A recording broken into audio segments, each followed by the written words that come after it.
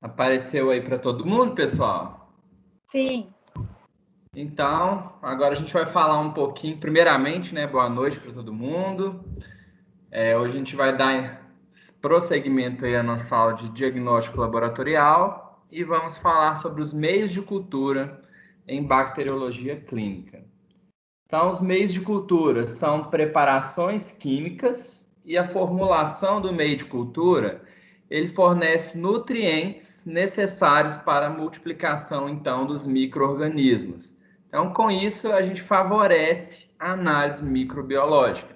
Então, a gente sabe que quando a gente faz o GRAM lá da colônia, a gente precisa semear esse material em um meio de cultura para que essa bactéria ela se multiplique e a gente consiga prosseguir com os testes, então, bioquímicos e até moleculares, para identificação da espécie e para determinação aí da sensibilidade e resistência dos micro-organismos. Então, eles são fundamentais em microbiologia. Então, não tem como a gente trabalhar em um setor de microbiologia sem meio de cultura, isso não existe. Então, eles auxiliam nas análises, então, eles ajudam aí na identificação microbiológica.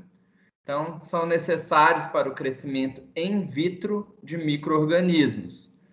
E o inóculo em um meio de cultura apropriada favorece, então, condições ambientais favoráveis para o desenvolvimento de micro-organismos. Então, a gente vai estudar na aula de hoje que existem vários tipos de meio de cultura e cada um ele tem uma característica diferente aí do outro. Então, quando a gente começa a falar de cultura, primeiro, uma cultura pura, quando a gente tem uma espécie de micro-organismo presente na placa. Então, aqui a gente está vendo uma placa. Quando a gente fala, quando a gente pega a amostra, a gente vai semear na placa. Então, existe uma forma de estriar, que a gente vai ver na prática. E a gente vê que a colônia ela tem uma característica só. A cultura mista, a gente vai verificar a presença de populações diferentes de micro-organismos numa mesma placa ou numa mesma amostra, né? Então, aqui a gente tem uma estrutura, então aqui a gente tem um micro-organismo, aqui a gente tem também uma colônia amarelada e aqui a gente tem colônias brancas. Todo mundo conseguiu enxergar e entender a diferença de uma cultura pura e de uma cultura mista?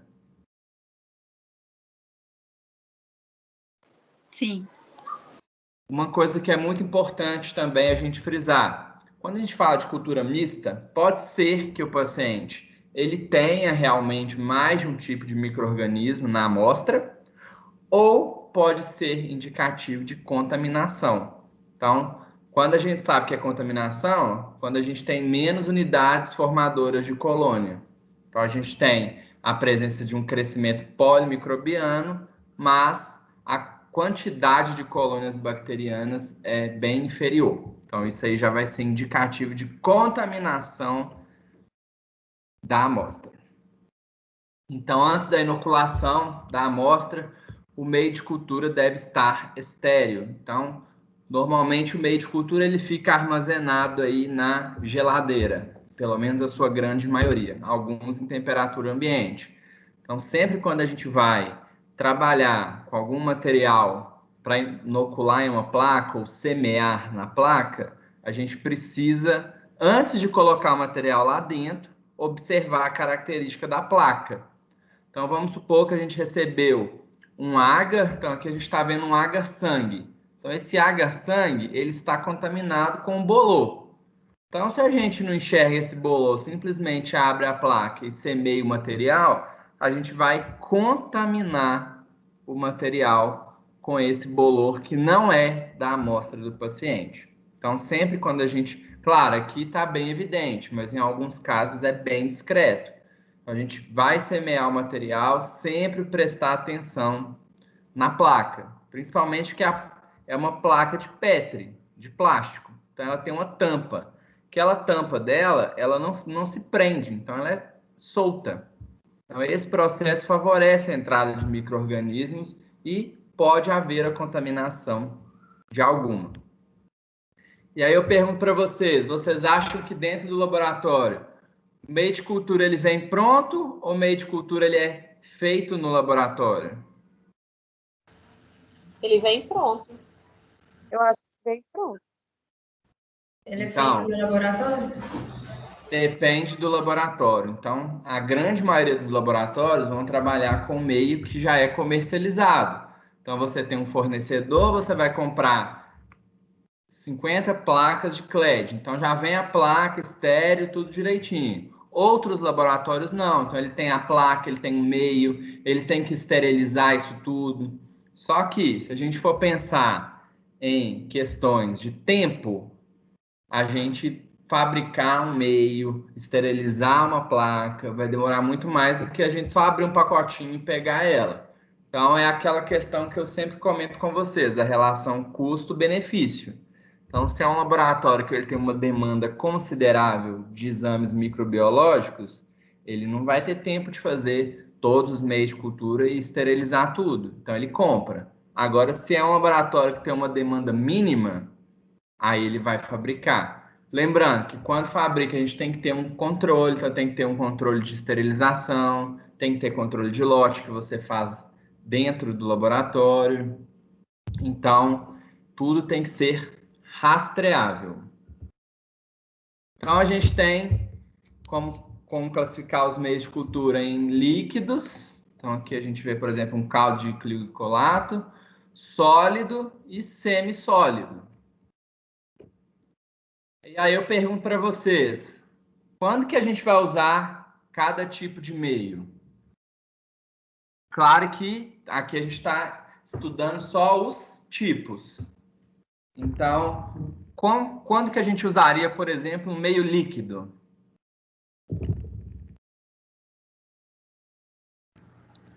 O meio líquido geralmente é usado para provas bioquímicas, né? Não.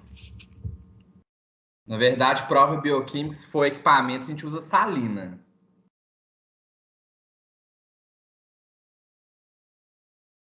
Mas a gente pode usar eles em algumas situações.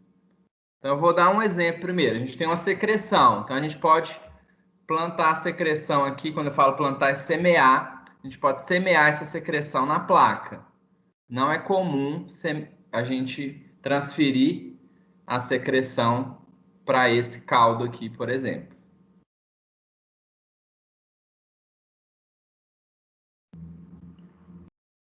Vou dar um exemplo. O paciente ele faz um paciente diabético. Então, o paciente vai lá para o bloco, ele está com uma gangrena, e aí ele precisa amputar parte do pé. Então, ele tira lá o pododáctilo dele.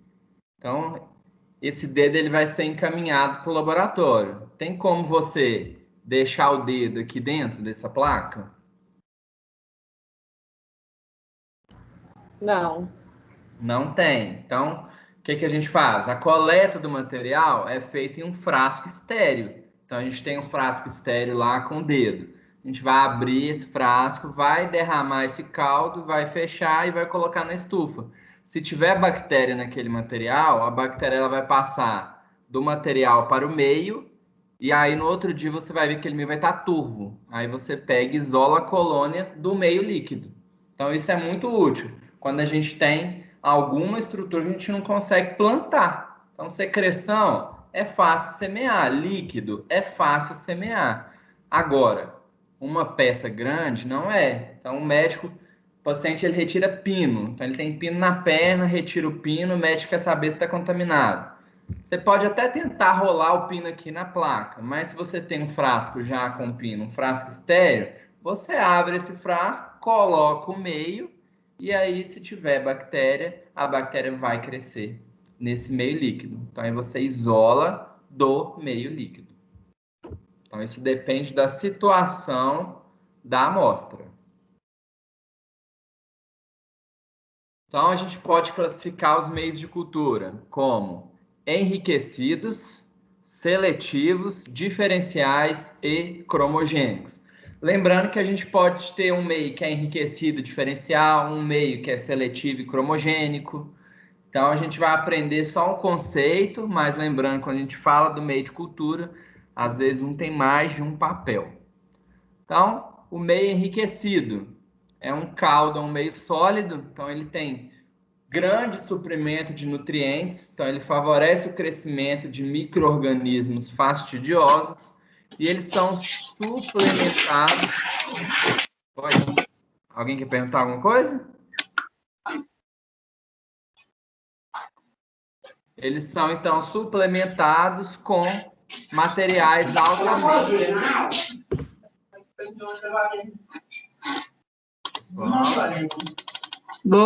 Tô colocando.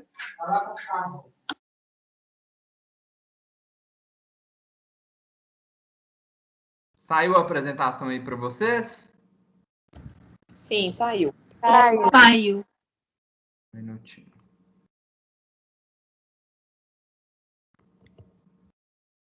Então, vamos lá.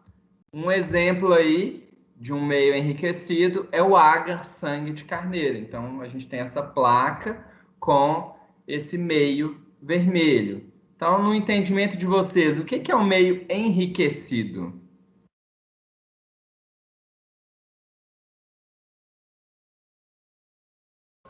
Ele tem nutrientes, substâncias que favorecem o crescimento do micro-organismo.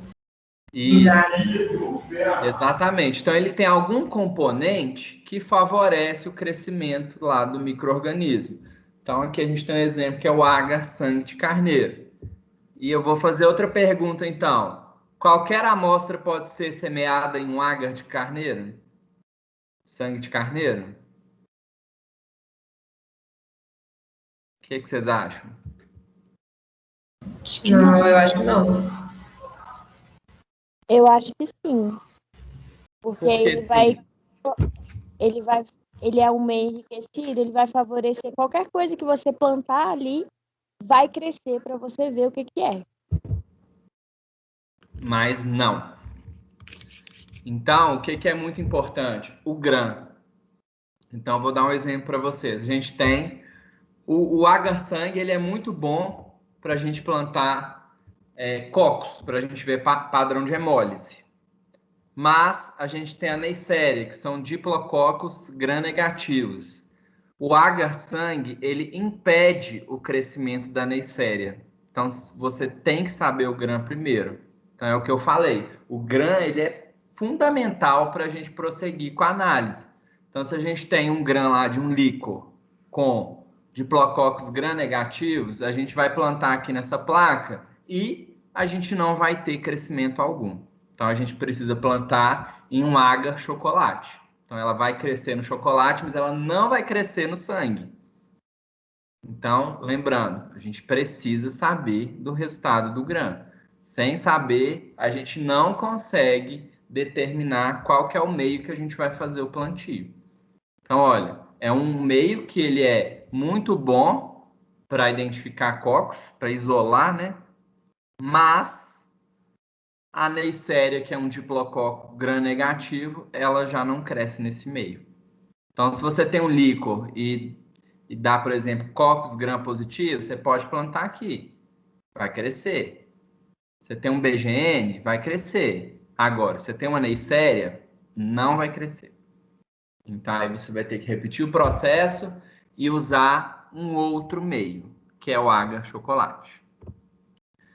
Então, o meio seletivo ele vai permitir o crescimento de certos grupos de micro-organismos. Então, ele inibe o crescimento de um grupo, mas ele não inibe o alvo. Então, um exemplo aqui é o agar McConkey. Então, ele vai inibir bactérias gram-positivas e vai selecionar as bactérias gram-negativas. Então, olha a importância. Lembra quando a gente discutiu na aula passada lá, quando a gente libera um gram errado? Então, a gente liberou lá bastonete gram negativo, mas eram cocos gram positivos, mas estava muito descorado. Aí, quando a gente semeia na placa, daqui 48 horas, essa placa não tem crescimento nenhum. Por quê? que ela é seletiva. Só vai crescer BGN ali. Aliás, só vai crescer bactéria gram-negativa.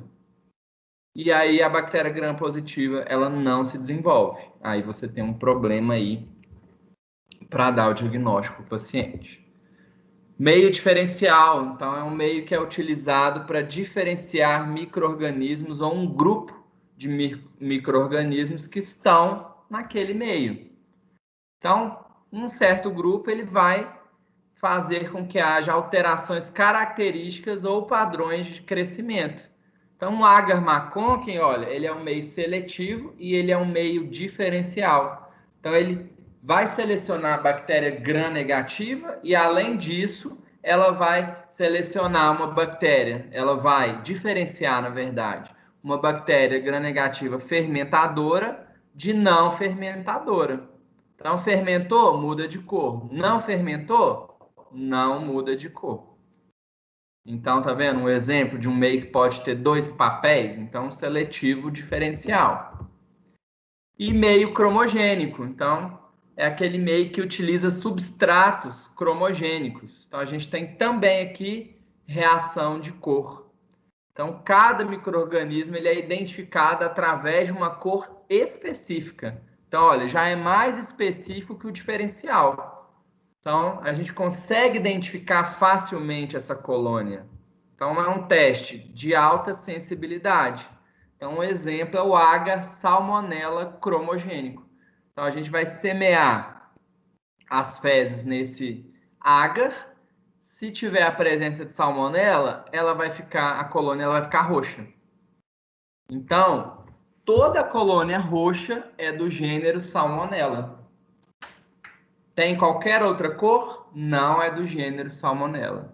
Então, ele é muito útil. Então, existem vários agars, até para fungo. Então, tem um agar cromogênico para cândida. Então, ele vai diferenciar entre as espécies de cândida. Então, aqui, só para exemplificar, a gente tem vários meios. Aqui a gente está falando de meio sólido, então a gente tem agar-chocolate. Então, agar-chocolate é útil para isolar Neisseria a partir de sítios estéreis. Então, qual que é a função e propriedade do agar? Então, o aquecimento do sangue inativos inibidores de crescimento. Então, olha, já está explicando por que a gente não vai plantar Neisseria no agar-sangue, porque ele inibe o crescimento. Então, o agar-sangue pode ser utilizado para várias bactérias. Então, detecta hemólise. Então, esse padrão de hemólise é importante. O agar-gema de ovo, então, ele é útil aí para isolar Clostridium perfringens. McConkie, então, McConkie, vários bacilos gram-negativos. Então, ele vai selecionar o gram-negativo e vai diferenciar entre os fermentadores ou não da lactose. Então, telurito, então ele é útil para o Corynebacterium diphtheriae. Então, vejam só, a gente tem que ter a informação sempre disponível.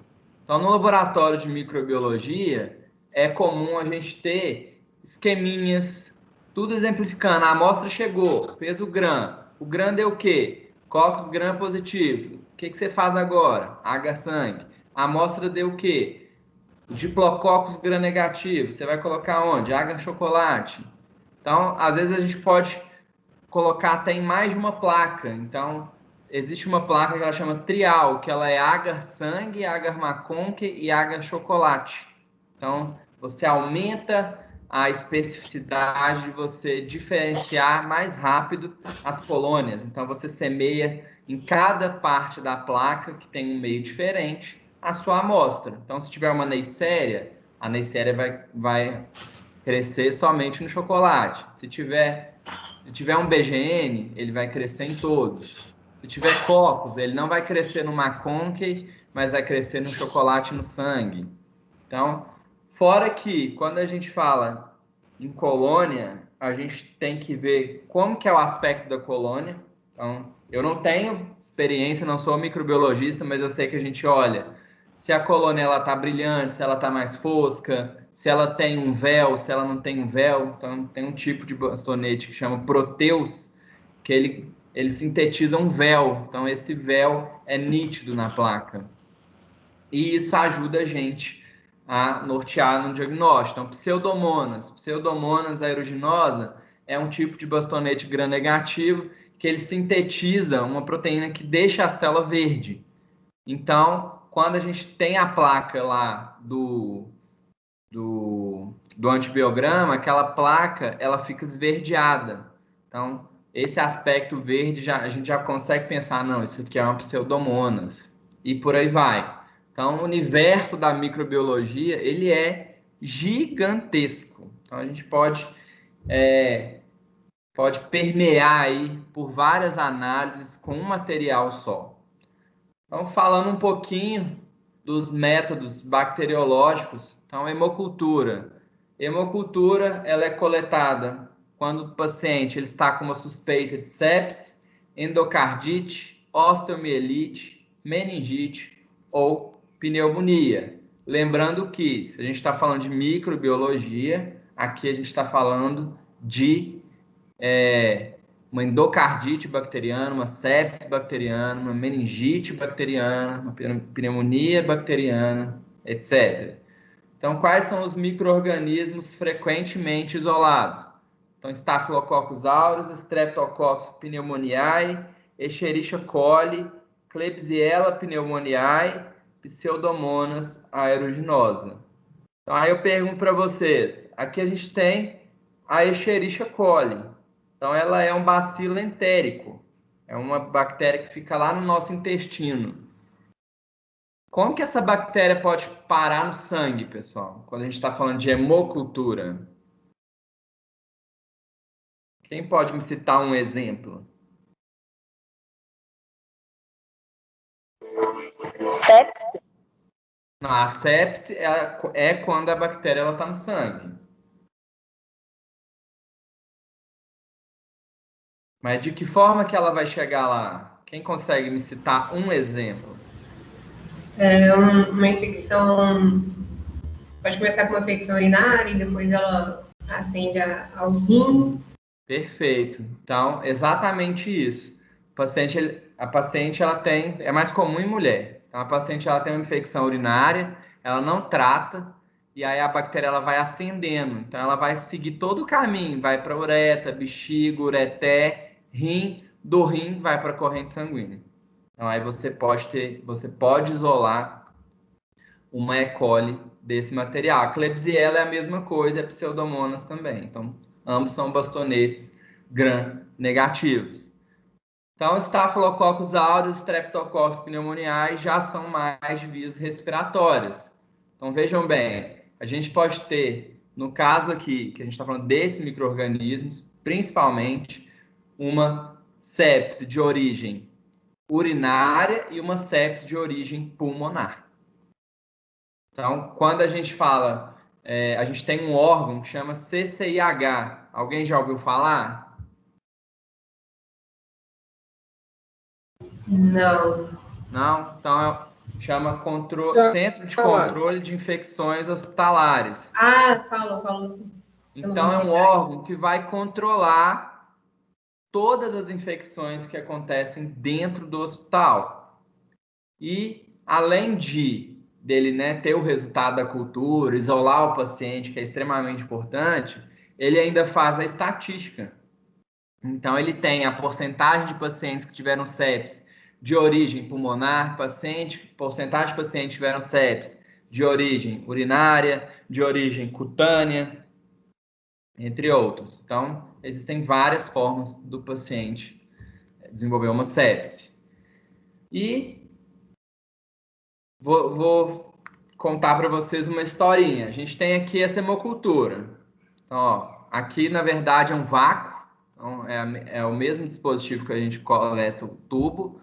A gente só vai acoplar a garrafinha aqui.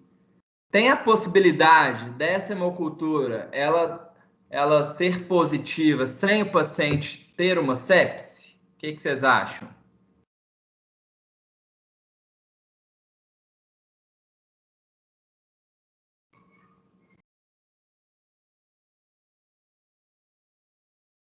Ou sempre que der positivo é sepse?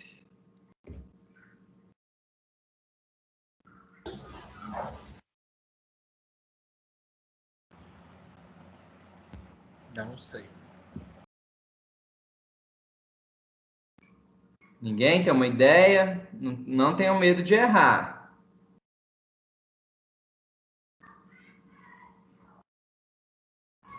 Eu acho que se a infecção já está na corrente sanguínea, né, podendo agredir outros órgãos, acho que já pode ser considerado sepsis. Então, mas sempre a gente coloca, vou explicar mais ou menos como funciona de novo. Então, a gente vai coletar o sangue do paciente e o sangue do paciente vem para essa garrafinha. Então, essa garrafinha, ela tem umas esferas que fazem um microambiente favorável para o crescimento da bactéria. Então, assim que essa hemocultura ela é coletada, ela vai para um aparelho. Então, esse aparelho ele detecta a presença da bactéria quando ela começa a se multiplicar nesse meio. E aí ele vai apitar como positivo, você vai fazer o gram e vai ver lá, por exemplo, cocos gram positivos isolados aos pares e em cachos. Então, sugestivo de um estáfilo. A gente já pode afirmar que esse paciente ele está com uma sepse? Não. Por que não? Essa amostra é do sangue. Mas é porque esse meio de Pode. Oi? É porque o meio de cultura ele favorece o crescimento. Talvez essa bactéria no sangue do paciente ainda não esteja. Tá, não proliferou o suficiente, entendeu? Mas se ela está no sangue, já significa sepse. Então não sei. Pode haver contaminação do aparelho? Do aparelho, não. Mas você está indo pro lado certo. Mas não é o aparelho. Contaminação da coleta. Exatamente. Então, isso aí é muito sério. Quando a gente vai coletar hemocultura, então a gente tem que... Normalmente, quando a gente coleta sangue, só vem um suave de álcool para limpar a região. Mas não. Quando é hemocultura, você tem que primeiro passar um degermante, que é uma clorexidina, que vai matar as bactérias que tem na pele. Depois você vai passar o álcool e depois você vai coletar do paciente. Lembrando que para hemocultura, não, aliás, para coleta nenhuma, mas hemocultura menos ainda. Não pode colocar o dedinho com a luva aqui para sentir a veia de jeito nenhum. De forma nenhuma. Então, é furar o paciente de primeira e coletar. Se você não faz isso, se você, por exemplo, põe o dedo no local para sentir a veia, ou então você não passa clorexidina, você pode contaminar o balão de hemocultura com alguma bactéria. Então, a gente tem um Staphylococcus que fica na nossa pele, que chama Staphylococcus epidermidis. Então, quando a hemocultura ela dá positivo, a gente vê um estáfilo, então, deu lá, cocos gram positivos aos cachos. A gente não sabe qual que é a espécie. Aí pensem, você tem que dar o resultado imediato para o médico, mesmo que você não tenha, né? Você não vai ter a espécie, você só vai saber qual que é o arranjo e a afinidade tunitorial, mas na hora você tem que comunicar ao médico, porque a sepse ela é uma situação grave. Aí o médico ele vai iniciar uma antibiótico terapia, quando a gente for lá no final da análise ver que é um Staphylo epidermidis, pode ser constatado que é uma contaminação. Então, lembrando, pode ter uma sepse por epidermidis, mas não é tão comum. Então, isso é muito sério. Se a gente pensar em um adulto, normalmente, o adulto ele vai coletar 3 amostras de hemocultura. Então, se tem um paciente com sepse é sistêmico. Então, quando ele está com uma sepse, as 3 garrafas, elas vão positivar. Não no mesmo tempo, mas vão. Agora, se o paciente tem 3 amostras e uma só positiva, com cocos gram positivos, a chance de ser contaminação é de 99,9%, que as outras 2 foram negativas. Então, no caso do adulto, a gente consegue contornar. Agora, no caso de um bebê que se coleta um balão de hemocultura só, aí não tem como saber. Aí o médico ele vai ter o resultado e ele já vai iniciar um antibiótico para o paciente independente né, do resultado final, porque ele não pode ficar parado, ele precisa já iniciar uma terapia por ser um quadro bem sério, porque a sepse ela vai evoluir para o choque séptico.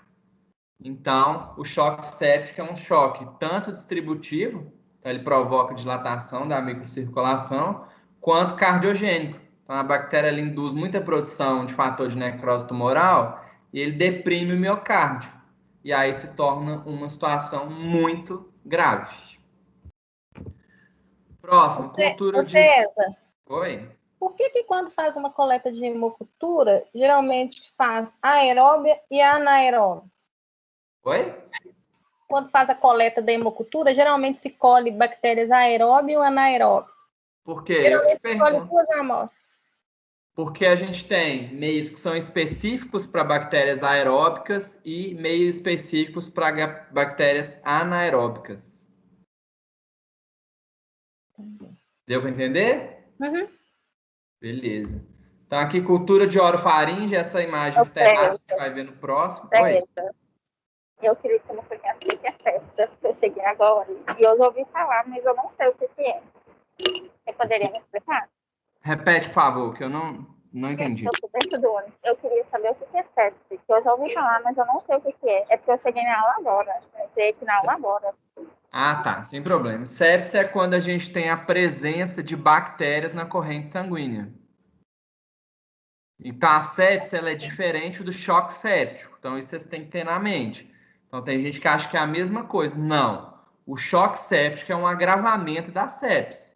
Então, se o paciente ele pode ter uma sepse sem estar chocado, mas ele pode chocar com uma sepse. Então, se é um diagnóstico mais inicial, ele não está chocado, ele está só séptico. Tanto é que hoje em dia a gente tem protocolos dentro dos hospitais, então existe um protocolo de sepse e um protocolo de choque séptico. Choque séptico já é uma situação mais grave do que a sepse. A sepse, se ela não tratar, se não for tratada, ela vai evoluir aí para o choque. Deu para entender? Entendi. Então, falou em sepse, é bactéria na corrente sanguínea. Isso. Entendi. Só vou tirar essa imagem que está errada aqui, só para não confundir vocês. Então, vamos lá. Sepse é sempre bactéria no sangue, é isso, mas nem sempre é choque, entendeu? Então, cultura de orofaringe, ela é utilizada para detectar a presença dos streptococcus beta-hemolíticos, principalmente do grupo A, que é o Streptococcus pyogenes. Então, lembra do nome? Que gera pus. Então, ele é um importante causador de faringite, mas pode ser usado também para outros casos, diagnóstico de faringite gonocócica, difteria, entre outros. Então, o meio de cultura que é utilizado é o agar-sangue. Então, lembrando, se a gente tem uma faringite gonocócica, a gente pode plantar essa amostra no agar-sangue? A gente pode semear a amostra no agar-sangue ou não?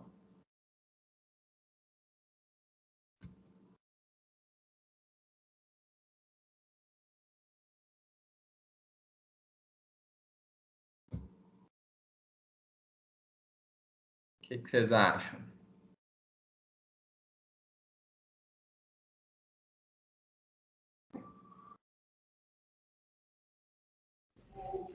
Sim? Sim. Qual que é a bactéria que causa a faringite gonocócica?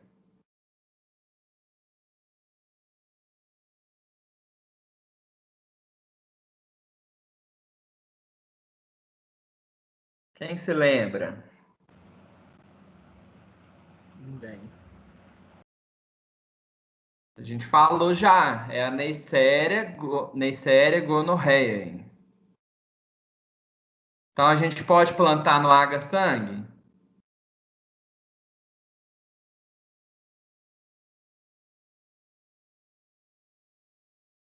Pode ou não pode?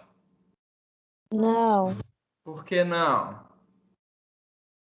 porque o agar-sangue bloqueia o crescimento dela, mas eu esqueci o que ele bloqueia nela.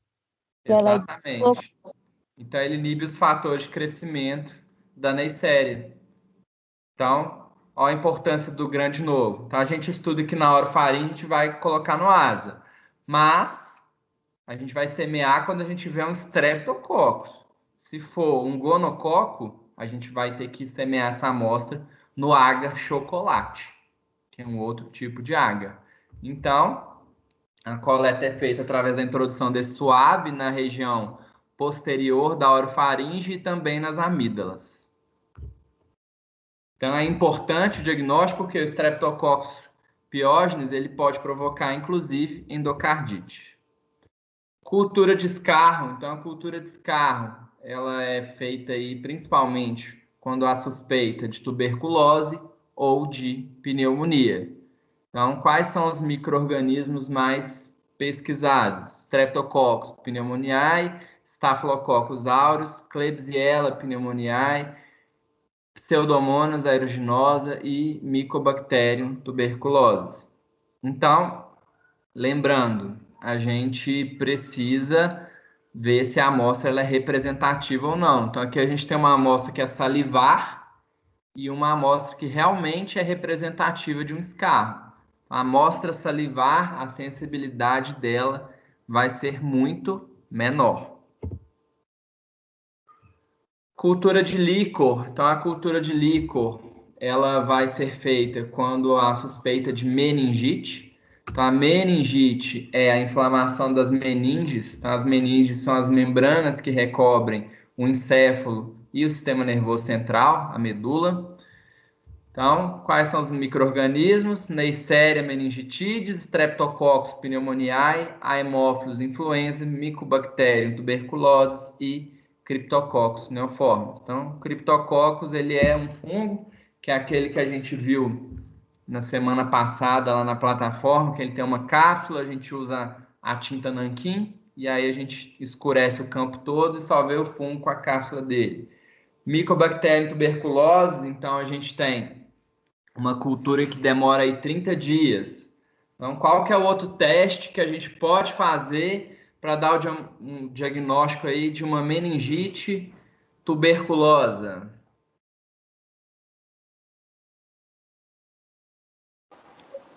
O BAR? BAR, perfeito. Então, a cultura, ela é feita em algumas situações. Se o médico ele tem já um BAR positivo de líquor, ele não precisa pedir uma cultura para micobactéria. Então, lembrando também que aqui a gente tem meios de culturas diferentes. Então, a Neisseria a gente vai colocar em um meio, Streptococcus em outro, Haemophilus em outro, Mycobacteria em outros e Cryptococcus, que é um fungo, em outro.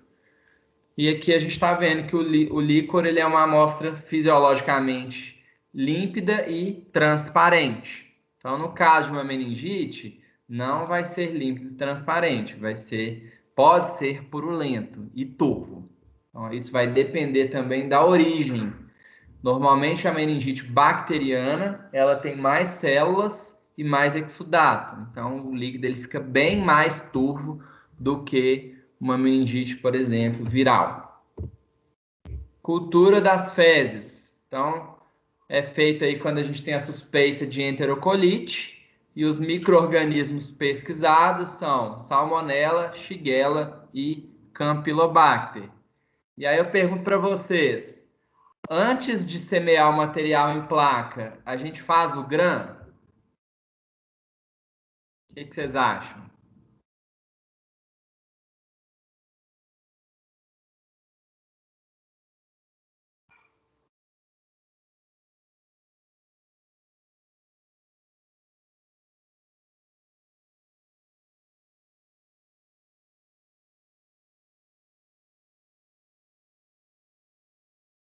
Hein?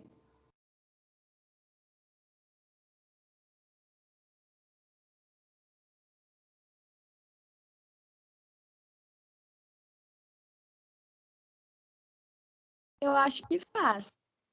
Faz? Por quê? Para você saber qual é o meio que você vai ter que usar. E outra coisa, Shigella sp é para qual doença? Shigella é uma bactéria. Ela provoca uma diarreia igual a salmonela. É um BGN. Ela provoca uma doença que chama shigelose, que é a infecção por Shigella. Então, vocês acham que a gente faz o GRAM?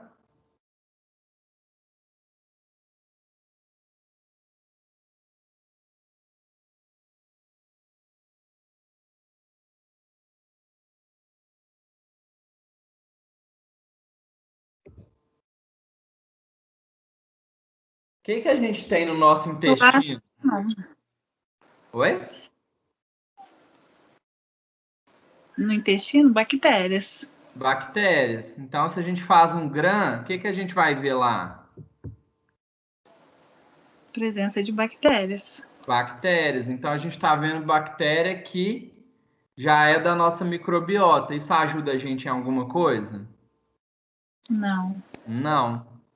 Então, é por isso que a gente não faz. Por exemplo, cultura de orofaringe. A gente também não vai fazer o GRAM antes. Então, vejam, tudo tem uma exceção na microbiologia.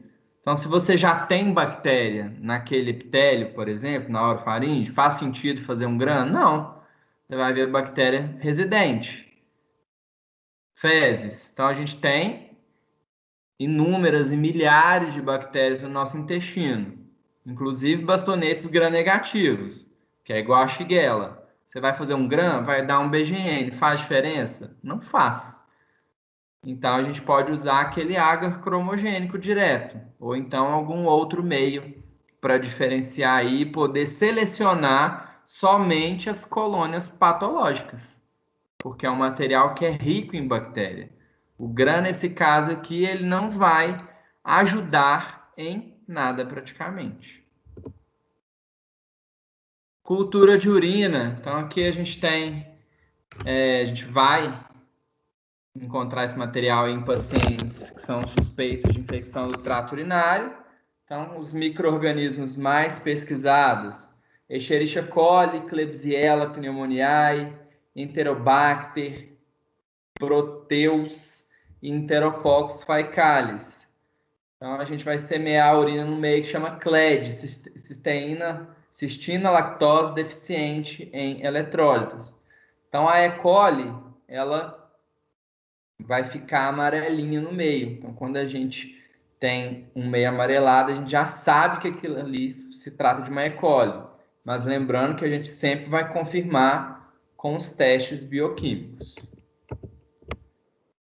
Cultura do trato gastrointestinal, suave uretral. Isso aqui é trato urinário, pessoal, tá errado, tá?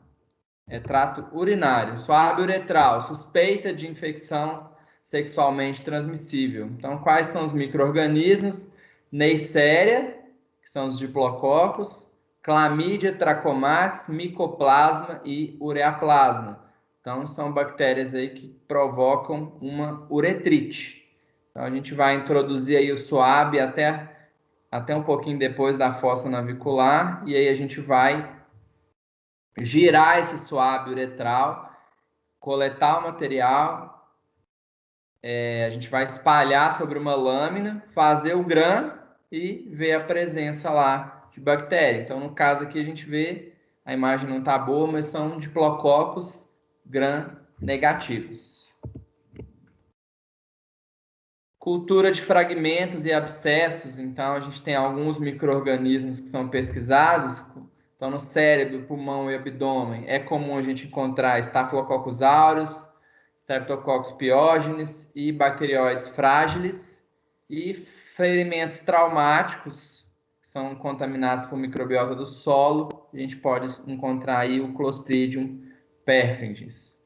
Então, lembrando que isso é um procedimento médico, o médico ele vai inserir lá a agulha no local do abscesso e ele vai coletar esse líquido. Então, esse líquido a gente vai inserir ele, né, vai semear ele em uma placa para fazer a identificação de um agente patogênico. Lembrando que a gente está falando aqui de bactéria, mas tem a gente pode encontrar fungo, a gente pode encontrar parasitas. Então, existe um tipo de abscesso que chama abscesso hepático amebiano. Então, é um abscesso provocado por uma ameba.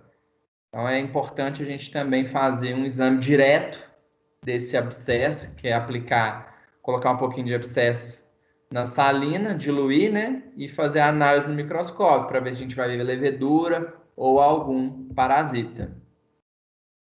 Métodos imunológicos. Então, a gente tem aí a reação de entumecimento capsular, que é feita a observação microscópica do entumecimento capsular na presença de um soro homólogo.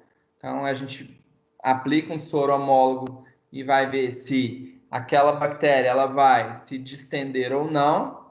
E teste de aglutinação em lâmina ou látex. Então, esse teste aqui ele é muito comum em laboratório. Então, a gente vai usar anticorpos, a gente usa lá uma solução, incuba com a amostra e a gente agita a placa durante 3 minutos, mais ou menos. Então, onde a gente tiver a presença de aglutinação, vai ser positiva. Lembrando que, se der positivo, a gente tem que fazer uma diluição. Então, é uma análise semi-quantitativa. Então, ela é útil principalmente para detectar antígenos bacterianos. Então, o paciente ele tem, por exemplo, uma meningite bacteriana. Então, a gente vai utilizar anticorpos específicos para antígenos específicos bacterianos para a gente identificar a espécie aí da bactéria. E a sorologia para sífilis. Então, um exemplo aí é o FTA-ABS. Então, ele é um teste treponêmico e ele é confirmatório para sífilis. Então, aqui a gente tem a espiroqueta. A gente vai utilizar um soro, o soro do paciente.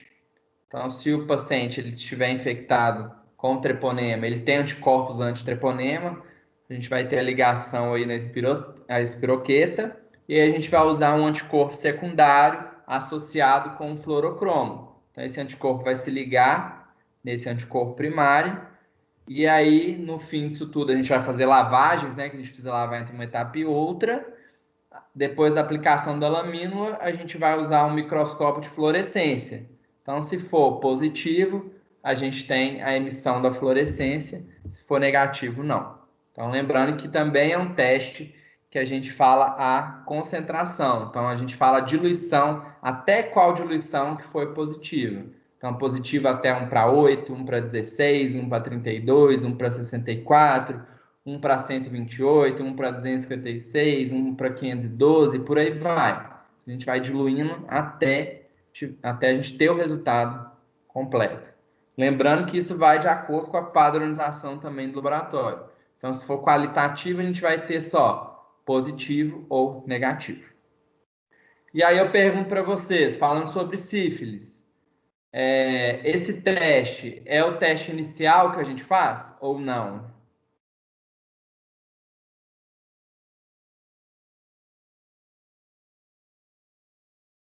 Não, tem um de sangue também, né? Mas o FTA-ABS ele é de sangue.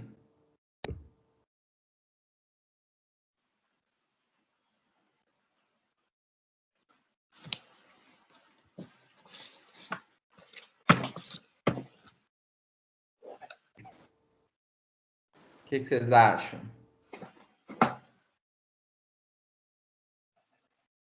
Existe também o VDRL. VDRL, então é um teste não treponêmico. Então, ele é o primeiro teste que o paciente faz. Deu positivo, aí a gente vai confirmar por um teste treponêmico. Então, um dos testes treponêmicos é o FTA-ABS, que é uma imunofluorescência. Só para ficar claro, eu vou só procurar um documento aqui para mostrar para vocês que, já que a gente está falando de um método de diagnóstico de sífilis, eu acho que todo mundo tem que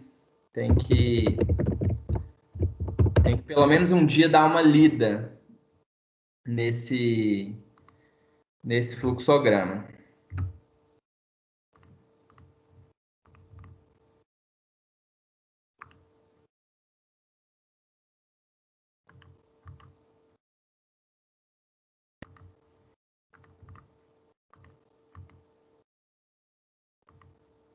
Então, pessoal, aqui a gente tem uma portaria do Ministério da Saúde de 2011 que dispõe sobre o fluxograma laboratorial da sífilis e a utilização de testes rápidos para triagem em situações especiais. Então, a gente não tira nada da nossa cabeça, principalmente para doença infecciosa. Então, sempre a gente vai ter uma portaria, tá? A portaria 3242, ela vai explicar sobre o diagnóstico da sífilis. Então, ó, metodologias não treponêmicas, VDRL, RPR, USR, TRUST, e as metodologias treponêmicas, ensaio imunoenzimático, ensaio imunológico, imunofluorescência indireta, ó, FTA-ABS. Então, é isso que a gente está vendo, método imunológico. Então, existem outros métodos imunológicos que a gente pode fazer para confirmar o diagnóstico para sífilis. Então, depois, se alguém tiver curiosidade, anota aí portaria 3242 e podem ler sobre o diagnóstico da sífilis. Então, o laboratório ele tem que se adequar a todas essas portarias. Então, é sífilis, tá? Como que a gente vai, por exemplo, a utilização de teste rápido treponêmico para sífilis? Então, ele vai falar aqui as situações especiais em que pode ser utilizado o teste rápido. Então, localidade de serviço de saúde sem infraestrutura laboratorial, CTA, que é o Centro de Testagem e Aconselhamento, segmentos populacionais mais vulneráveis a DSTs, população indígena, gestante e parceiro. Então, ele vai explicar tudo sobre o diagnóstico dessa doença. Então, aqui a gente está vendo sífilis, mas existem inúmeras outras portarias, como diagnóstico de hepatite, diagnóstico do HIV. Então, eu acho que vale a pena depois aí vocês darem uma olhadinha. Então, ele é bem autoexplicativo e o laboratório ele tem que se adequar ao fluxograma. Então, eu sou um laboratório que tem um teste, eu tenho teste treponêmico com FTA-ABS, mas eu posso fazer o rápido? Então, você se enquadra aquelas descrições ou não? Então, depois deem uma olhadinha aí, que eu acho que vale a pena e vai acrescentar muito conhecimento aí para vocês.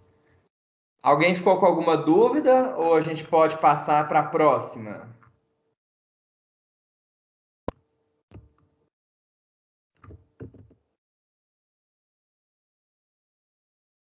Ninguém?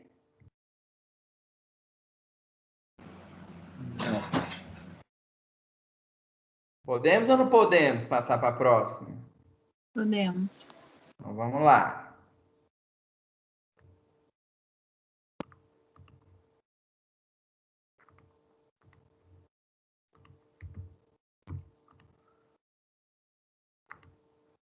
Então, a gente vai falar um pouquinho da genética microbiana. Então, a gente vai abordar aí os principais pontos, lembrando que a gente falar de genética é um termo extremamente complexo. Então, a genética ela é uma matéria difícil e eu trouxe aqui, eu não sou geneticista, então eu trouxe os principais pontos e os pontos mais importantes de aplicabilidade na bacteriologia clínica. Então, primeiro, genótipo é uma composição genética. Então, é a informação que codifica todas as características particulares do organismo. Então, o fenótipo, ele é a propriedade real, tá? Aquela propriedade que é expressa. Então, um exemplo aí de um fenótipo é a capacidade do organismo de realizar uma reação química. Então, todo mundo entendeu a diferença de fenótipo e genótipo?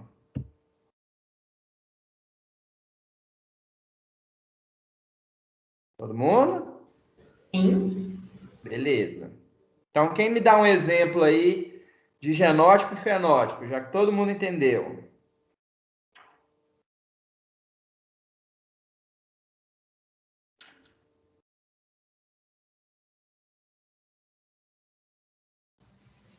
Fenótipo, vamos dizer assim, fenótipo pode ser, por exemplo, um olho verde.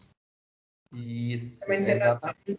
Esse é um fenótipo, manifestação de um genótipo, que seria um gene para ter olho verde. Perfeito. Então, o genótipo é o gene. É o gene que vai codificar proteína que colore o olho. Ok. Agora, o fenótipo é a característica que é expressa. Então, você vê aí um fenótipo de olho verde. Então, claro, né? Quem assistiu o Big Brother aí já aprendeu muito de fenótipo, que tinha uma participante lá que falava muito de fenótipo. Então, o fenótipo é a característica que é expressa. Então, seu olho é castanho, seu fenótipo de olho é castanho. Seu genótipo é o gene que vai fazer com que seu olho seja castanho. Então, falando um pouquinho de DNA e cromossomos, então as bactérias elas possuem um único cromossomo circular, então uma única molécula circular de DNA com proteínas associadas. Então, o cromossomo ele é recurvado e dobrado, ele é aderido à membrana plasmática em um ou vários pontos. Então, ele está aqui solto? Não, ele fica aderido a alguns pontos aí da membrana. Então, aqui, o DNA da Escherichia coli, que é a espécie mais estudada, tem cerca de 4,6 milhões de pares de bases. Então, isso equivale a cerca de 1 milímetro de comprimento, que é 1000 vezes maior do que toda a célula. Então, mesmo assim, ele ocupa 10% do volume celular. Por quê? Porque essa molécula ela é torcida e superenovelada. Então, se a gente puder distender esse fragmento de DNA em linha reta, a gente vai ter 1000 vezes o tamanho da célula. Então, aqui é um exemplo também do cromossomo fora de uma célula. Então, se a gente colocasse ele retilíneo, a gente ia ver que ele é muito grande. Então, lembrando um pouquinho aí, né, dos pares de bases, então, quais que a gente tem? Adenina, timina, citosina e guanina. Então, a gente tem a ligação aí por pontos de hidrogênio e na estrutura mais externa, formando a escada, fosfato e açúcar. Então, como que é o fluxo da informação genética? Então, a replicação do DNA, ela é feita aí através da passagem da informação genética para a geração seguinte. Então, a gente tem uma célula mãe, então essa célula vai se replicar e vai dar origem a células filhas, com as características idênticas à célula mãe. Então, o DNA de uma célula, ele vai se replicar antes da divisão celular. Então, cada célula filha vai receber um cromossomo idêntico ao de origem.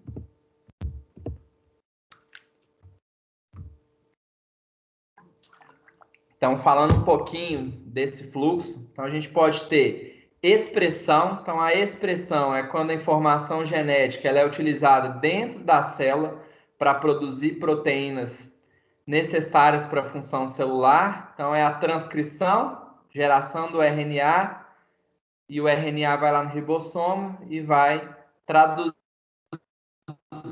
esse código e formar, então, a proteína. Então, é aqui quando a gente tem a célula que vai realizar o metabolismo e crescer. Temos também a recombinação, quando a informação genética ela pode ser transferida entre as células de uma mesma geração. Então, a gente transfere um gene para outra bactéria. Então, a gente tem uma célula recombinante.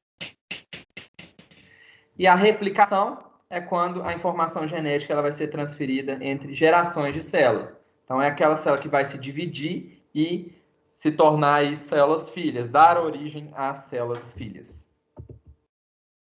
Então, falando um pouquinho da reprodução bacteriana.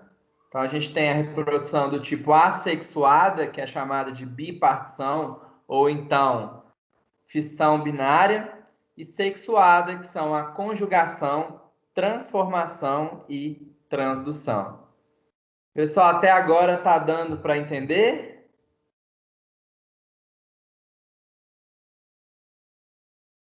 Tá. Beleza, então vamos para o próximo. Então, quando a gente tem uma reprodução assexuada, a gente não tem transferência de material genético. Então, a gente tem pouca variabilidade genética aí de quando a gente vai olhar em consideração as células filhas. Então, uma reprodução sexuada é quando a gente tem alteração do material genético. E com isso a gente tem uma maior variabilidade genética, ou seja, cada célula ela vai ter um genótipo. Então, falando um pouquinho da primeira aí, a reprodução assexuada, que é a bipartição. Então, a cópia do DNA, ela é feita aí através das enzimas de replicação. Então, o ponto do cromossomo que inicia a replicação é chamado de origem de replicação.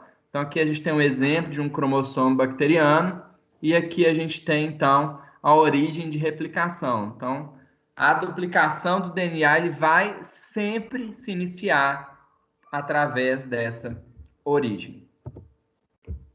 Então, as enzimas de replicação, elas vão se ligar à origem de replicação e vai se iniciar, então, a replicação do DNA. Então, lembrando que a replicação ela é feita nos dois sentidos. Próximo passo, replicação contínua. Então, é quando o cromossomo inteiro ele vai ser copiado e as enzimas de replicação elas vão se encontrar. Então, é um processo também que a célula vai se alongar e tanto a parede celular quanto a membrana plasmática vão iniciar a sua divisão. Então, a célula se alonga e as estruturas elas se duplicam para poder fazer, então, uma divisão.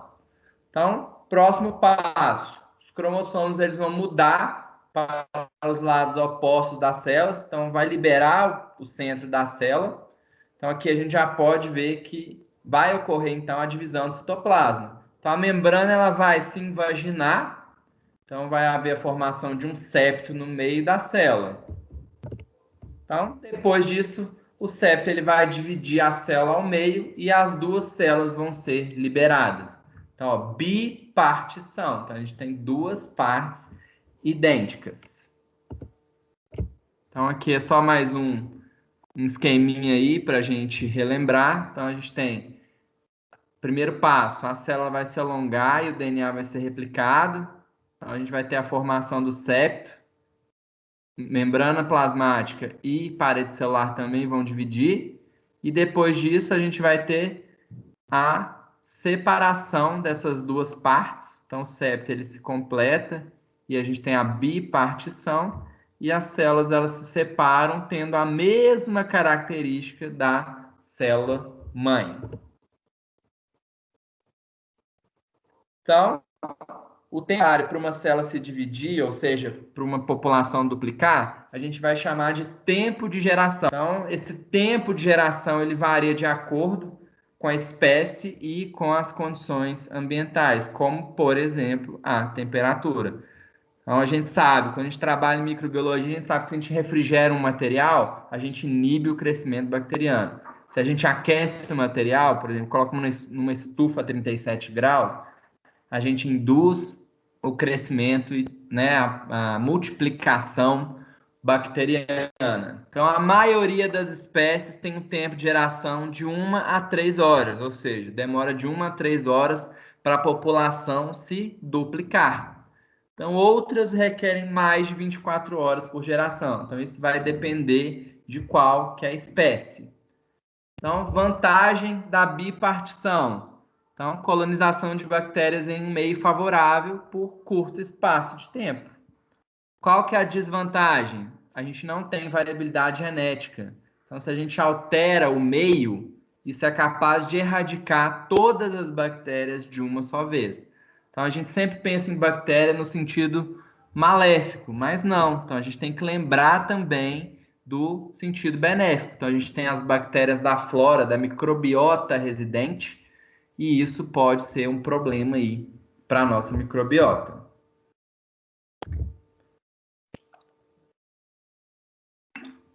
Se a divisão binária ou bipartição ela não é controlada, a gente vai ter a produção de muitas células. Então, aqui eu trouxe um pequeno exemplo. A E. coli ela se divide a cada 20 minutos. Então, depois de 20 gerações, a gente vai ter em torno aí de 1 milhão de bactérias. Então, isso equivale a 7 horas. E se a gente for pensar, lembra quando a gente falou lá da hemocultura e da sepse? Pensa nesse tempo de geração se a gente for levar em consideração uma bactéria que está no sangue periférico de um paciente. Então, ela se prolifera muito rápido. Tá aí mais um motivo para a gente entender a importância da conduta rápida. Então, existe o protocolo, por exemplo, os hospitais, eles têm protocolos institucionais. Então, o que é isso? Protocolo é um fluxograma. Então, o paciente ele chega com suspeita de sepsis. Existem alguns fatores que o hospital ele tem que seguir.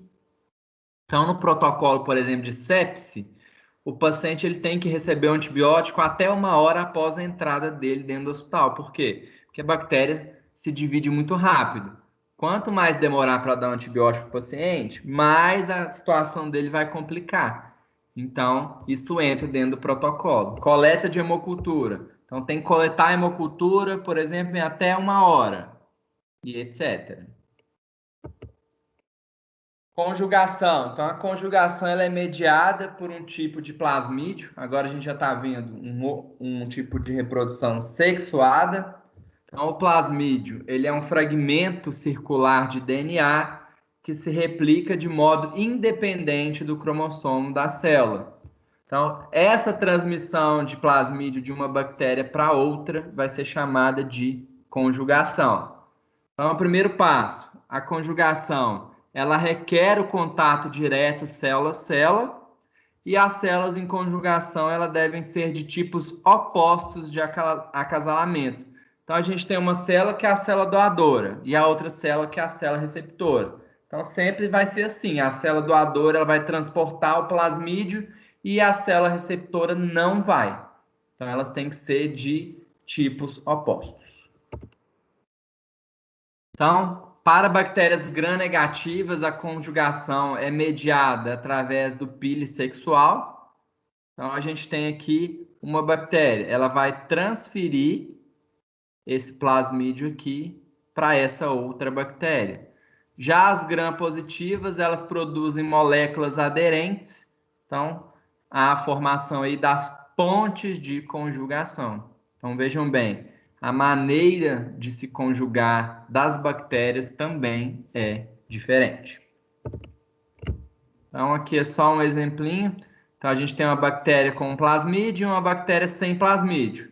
Então, o pili sexual vai ligar uma bactéria a outra. Então, o plasmídio ele pode passar pela ponte citoplasmática.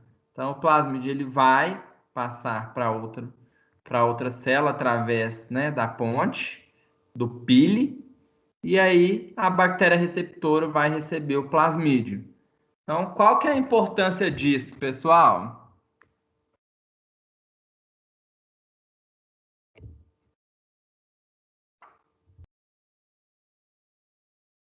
Resistência bacteriana?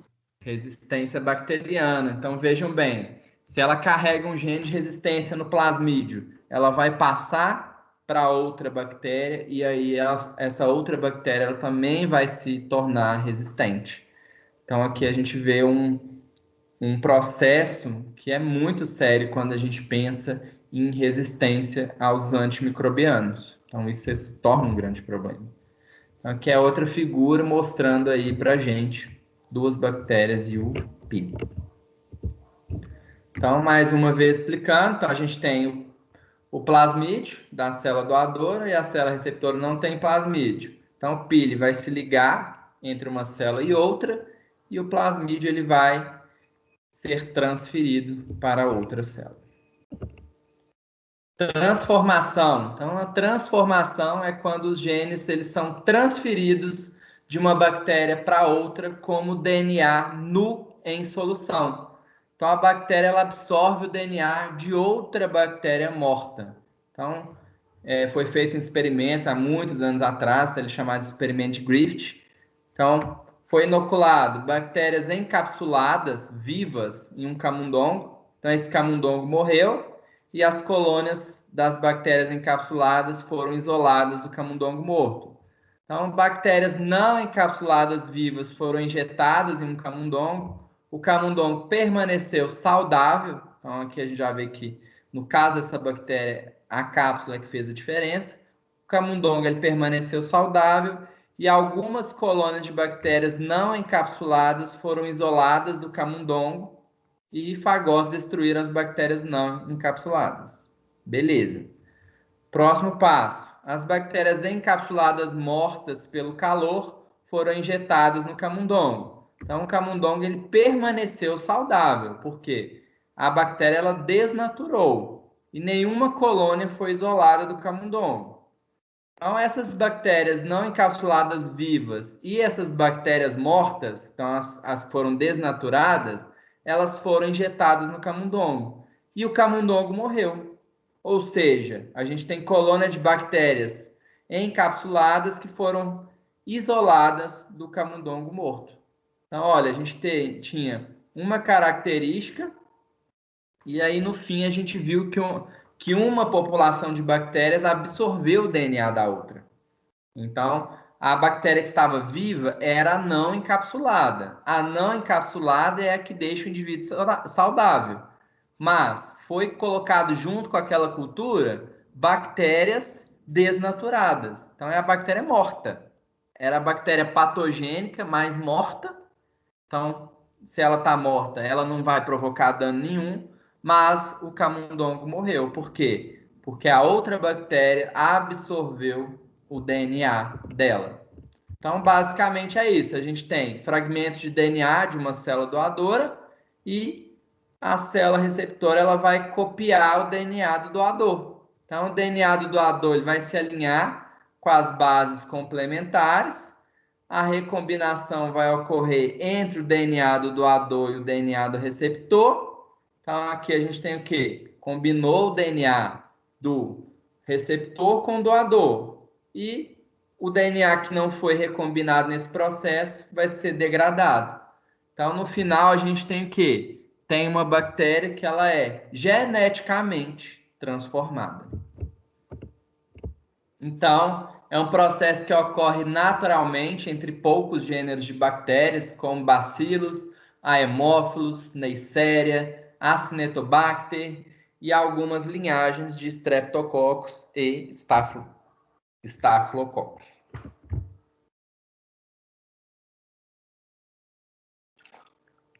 Quando uma célula receptora ela está em um estado fisiológico em que ela pode captar um DNA de doador, a gente chama isso de competente. Então, a competência ela vai resultar de alterações na parede celular. Então, são alterações que aumentam a permeabilidade e as moléculas de DNA vão passar por entre a parede celular e ir para o citoplasma da bactéria. Então, aqui é uma informação importante. A E. coli ela não é uma espécie competente, mas com os ensaios de engenharia genética, a gente pode tornar essa bactéria competente. Então, quando a gente fala de engenharia genética, igual eu falei com vocês lá, o caso do plasmídio que sintetiza a insulina. Então, a bactéria ela também é usada ao nosso favor. Então, aqui a gente tem um fator que é bom para a gente, mas lembrando que a gente tem que saber usar, que ele pode ser usado para o bem e para o mal. Então, quando ele é usado para o mal, a gente pode chamar de bioterrorismo. É aquela pessoa que vai lá, vai transformar uma bactéria incompetente, né, que não é competente em incompetente, e aí ele vai disseminar essa bactéria.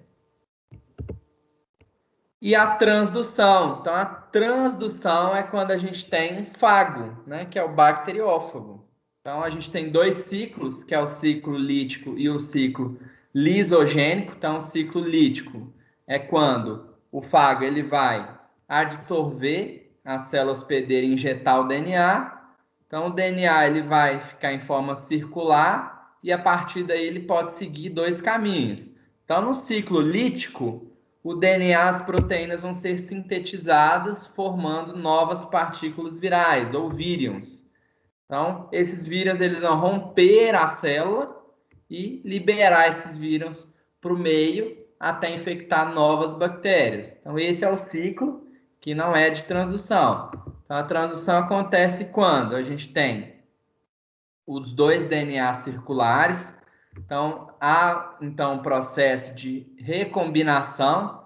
Então, o DNA do fago ele vai se integrar ao cromossomo bacteriano. Então, essa integração do DNA do bacteriófago com a bactéria é chamado de profago. Então, a bactéria lisogênica, que a gente chama, ela vai se reproduzir normalmente, então ela se divide e a gente vai ter o quê? O DNA do vírus e da bactéria associados. Então, ocasionalmente, ele pode ser removido e voltar para o ciclo lítico. Então, ou seja, ele está combinado com o DNA da bactéria, mas ele pode se soltar e formar partícula viral.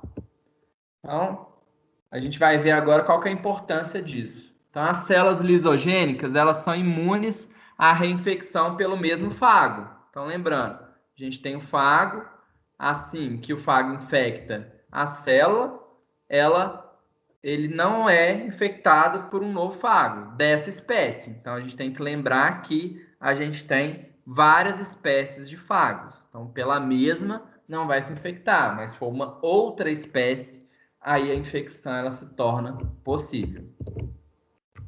Então, as células hospedeiras, elas podem exibir novas propriedades. Então, isso a gente vai chamar de conversão. Então, um exemplo claro aqui é a Corynebacterium diphtheriae. Então, é aquela bactéria que causa difteria. Então, a difteria é uma doença característica que está relacionada ao quê? A uma toxina. Então, a difteria causada pelo Coryne é associada com a presença de uma toxina. Mas a bactéria ela só produz a toxina quando ela tem um fago lá no seu interior. Ou seja, a gente tem um gene que codifica a toxina. E o gene está onde? Está no profago. Então, se a gente não tem o profago, ela não tem a toxina. Ou seja, ela não vai causar a difteria. Então, isso é só para exemplificar aí o caso da transdução. Bom, pessoal, acabou que a aula foi mais rápida. Vou entrar aqui com vocês um pouquinho na plataforma para a gente ver novamente aquelas imagens e ver se está todo mundo aí já sabendo tudo direitinho dos bastonetes e dos copos. Alguém ficou com alguma dúvida? Ô César, Oi? essa aula você não postou ela não, postou? Postei. Não achei ela não. Postei. Não tá, obrigada. Postei ela, acho que foi segunda-feira. Tá. Dá uma olhadinha que tá lá. Tá, joia, obrigada. Nada.